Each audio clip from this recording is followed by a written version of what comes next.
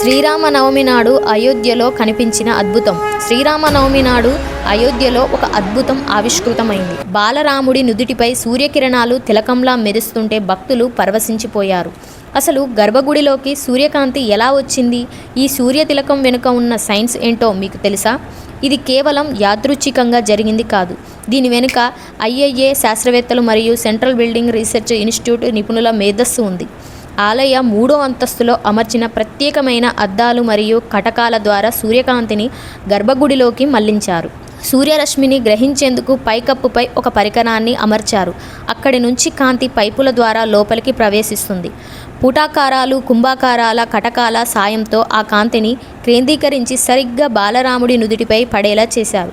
ఇందులో ఆశ్చర్యకరమైన విషయం ఏంటంటే ఇందుకోసం గేర్టీత్ మెకానిజాన్ని వాడారు. సూర్యుడి గమనం ప్రతిరోజు మారుతూ ఉంటుంది, కానీ ప్రతి సంవత్సరం శ్రీరామనవమి రోజే ఈ తిలకం పడేలా శాస్త్రవేత్తలు లెక్కలు వేశారు.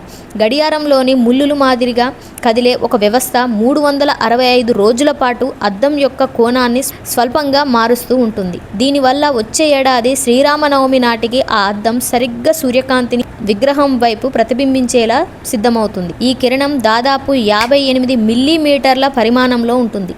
శ్రీరామనవమి రోజు మధ్యాహ్నం 12 గంటల సమయంలో సుమారు 3 నుంచి 4 నిమిషాల పాటు ఈ తిలకం కనిపిస్తుంది.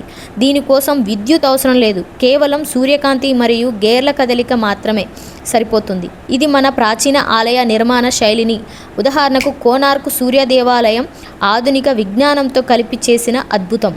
రాముడంటే కేవలం విగ్రహం కాదు, ఆయన ధర్మానికి ప్రతిరూపం. లోకబాంధవుడైన సూర్యుడు, ధర్మస్వరూపుడైన రాముడిని అభిషేకించడం అనేది ప్రకృతి మరియు పరమాత్మ ఒక్కటే అని చెప్పడానికి నిదర్శనం. కానీ ఈ సూర్యతిలకం మనకు ఒక గొప్ప విషయాన్ని నేర్పుతుంది. సూర్యకిరణాలు ఎప్పుడూ ఉంటాయి, కానీ అవి ఒక లక్ష్యం మీద పడాలంటే వాటిని సరైన మార్గంలో మళ్లించే అద్దాలు, కటకాలు కావాలి. అలాగే మనలోనూ అనంతమైన శక్తి ఉంది, కానీ ఆ శక్తిని క్రమశిక్షణతో సరైన దిశలో మళ్లించినప్పుడే మన జీవితంలో కూడా విజయం అనే సూర్యతిలకం దిద్దుకోగలం.